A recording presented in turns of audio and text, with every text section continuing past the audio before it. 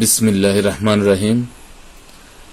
আজ সফর চন্দ্র মাসের শেষ চতুর্থ বুধবার আখেরি সাহা সুম্বা। আখেরি সাহার সুম্বা ফার্সি ও আরবি শব্দের একটি মিশ্রণ, যার অর্থ সফর মাসের শেষ বুধবার।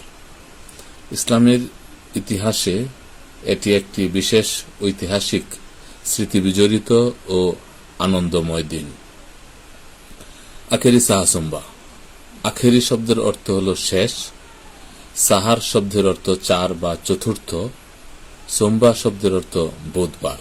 অর্থাৎ হিজরি সনের দ্বিতীয় মাস সফর এর শেষ বুধবারকে আখেরি সাহা সুম্বা বলা হয়। এই দিনটির মূল তাৎপর্য মহানবী হযরত মুহাম্মদ সাল্লাল্লাহু আলাইহি ওয়াসাল্লামের জীবন কাহিনীর সাথে জড়িত। 11 হিজরির সফর মাসের শেষের দিকে মহানবী হযরত মুহাম্মদ সাল্লাল্লাহু তাআলা আলাইহি ওয়াসাল্লাম মারাত্মক অসুস্থ হয়ে পড়েন। সফর মাসের শেষ বুধবারে তিনি অলৌকিকভাবে ও সাময়িকভাবে অনেকটাই সুস্থতা বোধ করেন। শরীর হালকা বোধ করা তিনি গোসল করেন এবং মসজিদে নববীতে উপস্থিত হয়ে সাহাবীদের সাথে জোহরের নামাজ আদায় করেন ও নসিহত প্রদান করেন। প্রিয় নবী সাল্লাল্লাহু আলাইহি ওয়াসাল্লামের সুস্থতার সংবাদ পেয়ে সাহাবীদের মাঝে আনন্দের বন্যা বয়ে যায়।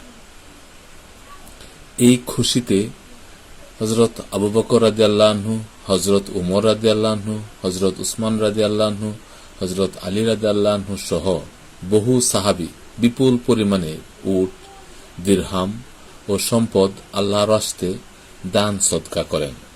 যদিও এই সুস্থতা সাময়িক ছিল এবং এর অল্প কিছুদিন পরে 12 রবিউল আওয়াল তিনি ওফাত লাভ করেন, তবুও সাহাবীদের সেই আনন্দ ও আল্লাহর প্রতি কৃতজ্ঞতার দিনটিকে স্মরণ করে উপমহাদেশ সহ বিশ্বজুড়ে মুসলিমরা এই দিনটি পালন করে থাকেন।